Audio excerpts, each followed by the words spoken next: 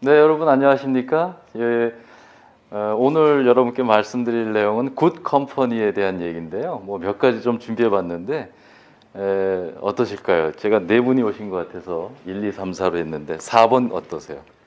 4번 마음에 드세요?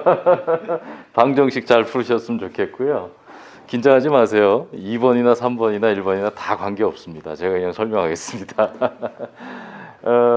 제가 여러분께 제 이름을 소개할 겸 해가지고 여기 보면 제 이름이 연성이거든요. 소프트하다, 연성. 김연성인데 제 친구가 저희 나이에 이 오토바이를 타는 친구가 있어요. 좀 위험하죠, 그죠? 근데 원칙이 있더라고요.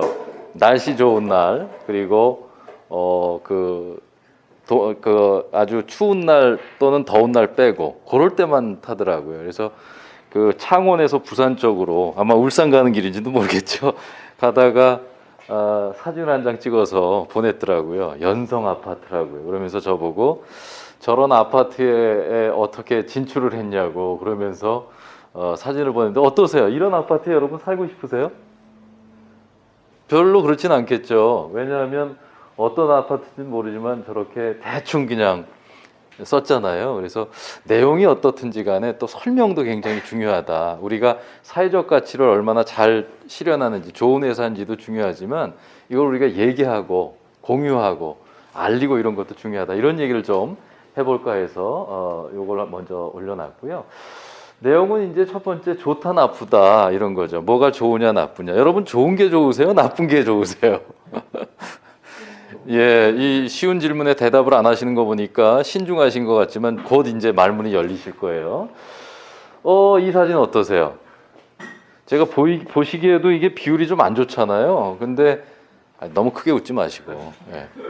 근데 지난 그 벚꽃이 활짝 피었을 때 제가 수업 끝나고 빈 공강 시간에 학교 교정을 지나가는데 제 수업을 들었던 여학생 두 학생이 부르더라고요. 교수님 여기서 사진 찍고 가세요. 그래요. 그래서 갔더니 찍어주는데 교수님 독사진 한번 찍으시죠. 그러더라고요. 그래서 그래요. 그랬더니 어떻게 찍어주냐 하면 요 휴대폰 있으세요?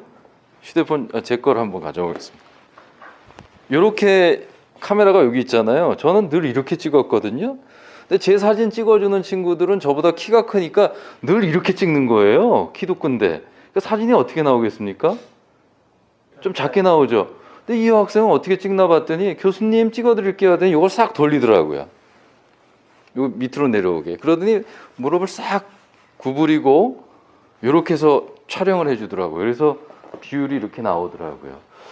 자, 제가 지금 좀 엉뚱한 얘기를 하고 있는 것 같지만 어떤 관점에서 보느냐, 어떻게 설명하느냐, 우리 회사가 얼마나 좋은 회사인지, 얼마나 의미 있는 일을 하고 있는지를 생각해보는 기회가 어쩌면 오늘 이 기회인지도 모르겠어요. 그래서 그런 얘기를 좀 드리려고 합니다.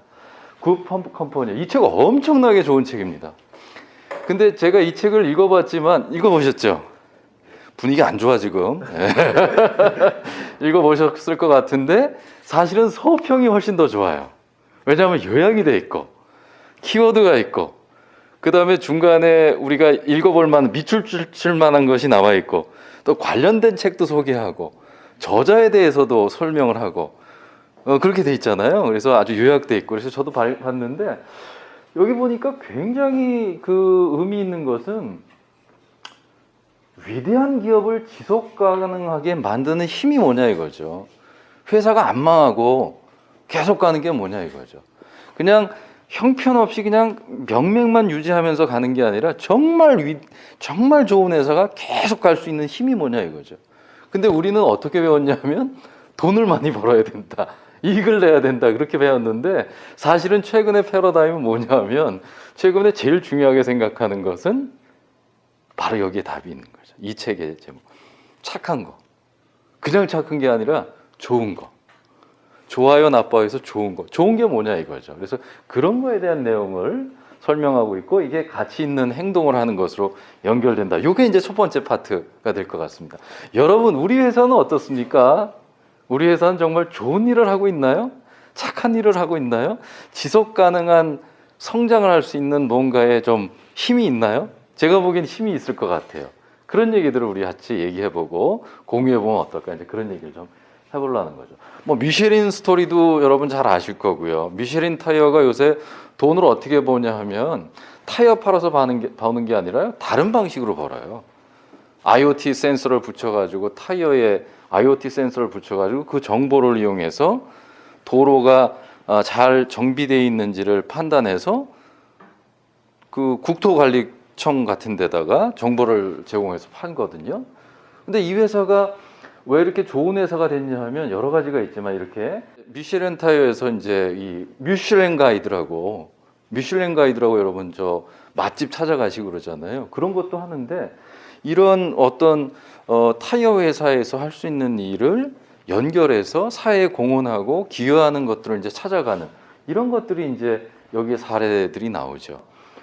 요것도 일본에 갔을 때 다사이라는 아주 유명한 술 만드는 회사인데, 이 회사도 그냥 술 파는 회사다 이렇게 하지 않고 이걸 통해 가지고 고객들에게 쌀로 만든 뭔가 제품을 제공한다는, 차별화된 서비스를 제공한다는, 뭐 그런 예가 좀 있어서 제가 여기 참고로 말씀을 드리려고 올려놨는데, 이 집은 또 웃기는 게, 저는 술을 안 마시거든요. 근데 저 집을 찾아와서 직접 갔더니 거기서 아이스크림을 팔아요. 쌀로 만든 아이스크림. 그래가지고 알코올 들어있냐고 했더니 안 들어있대요. 그래서 먹어봤는데 굉장히 맛있더라고요. 그래서 어떻게 하면은 회사의 가치를 좀 긍정적으로 보이도록 하려고 하는가, 이런 노력들이 좀 있는 것 같습니다. 그리고 예. 그리고 뭐 요거는 저 쌀 가게인데요. 아꼬미아라는 데인데, 요게 저거거든요. 여기 사진 찍느라고. 여러분, 혁신을 한다, 뭐 좋은 노력을 한다, 회사를 좀 바꾸고자 한다 그러면 대부분 뭐라 그러냐면, 우리 다 해봤거든요. 할 게 없거든요. 그런 얘기를 많이 해요. 근데 여러분, 쌀 가게 같이 오래된 업종이 얼마나 오래된 업종이겠어요? 쌀 가게가, 쌀 파는 가게가. 근데 거기에서 이렇게 이제 혁신을 하는데 어떻게 하냐면, 쌀 파는 방식을 바꾸는 거죠.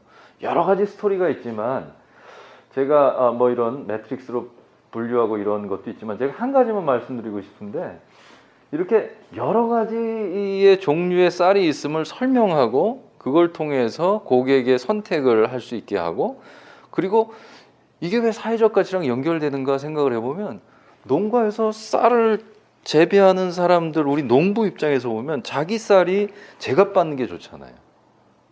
그리고 쌀이라는 산업을 육성해 주는 게 좋잖아요. 그렇게 해가지고 이제 우리 용어로 하면 이제 우리 일자리 창출, 그죠? 그런 것들을 이제 연결을 하고 있더라고요. 그리고 또 흥미로운 것은 이런 관련된 제품들도 다 판매를 하고 있고, 그 다음에 이렇게 식사도 만들어 팔고 있고, 뭐 이런 것들이죠. 근데 제가 제일 웃기게 봤던 거는요, 이 집에서 2인분짜리 포장을 해서 팔기 시작했어요. 2인분, 쌀 2인분. 쌀 2인분을 파는데 그 용도가 뭘 것 같습니까? 2인분. 2인분 하면 뭐 떠오르시는 게 혹시 없을까요? 예.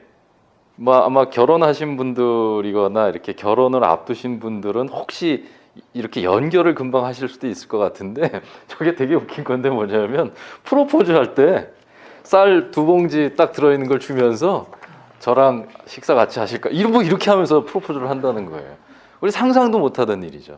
이렇게 이제 새로운 것들을 만들어 가는데, 그런 것들을 우리가 한번 참고해 볼 수 있지 않겠는가? 좋게, 고객에게 무엇을 좋게 만들어 줄 것이냐, 이제 그런 차원에서 한번 소개를 해드렸습니다. 뭐 유사한 예지만 책방 같은 데도 얼마나 혁신하기가 어려운 아이템일까? 책방에서 뭐 할 게 있을까? 그런데 제가 외우질 못해갖고 늘 마루노우치 리딩 스타일이라고 하는 책방인데요.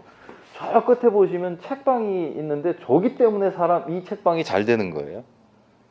여러분 책방 자주 안 가시죠? 특별히 여러분들이 책방이 자주 안 가시자고 여쭤보는 건 사실 요새 트렌드거든요. 요새 다 온라인으로 책을 사지, 누가 책방에 가서 옛날식으로 넘겨가면서 사시겠습니까? 그런 의미입니다. 책을 안 읽으신다는 말씀이 아니고. 그런데 여기는 사람들이 막 몰리는 거예요. 왜 몰리는가 봤더니, 이렇게 벌스데이 문고라고 해서 생일 문고가 있어요. 그러니까 어떤 책이 있다 그러면 그 책에 그 커버를 이렇게 만들었어요. 그래가지고 뭐 3월 2일, 4월 20일, 4월 27일 이런 식으로 그 생일날에 맞는 책들을 선정을 한 거예요. 근데 어떻게 선정했냐 하면 저자의 생일날. 재밌죠? 며칠이세요? 1월 13일입니다.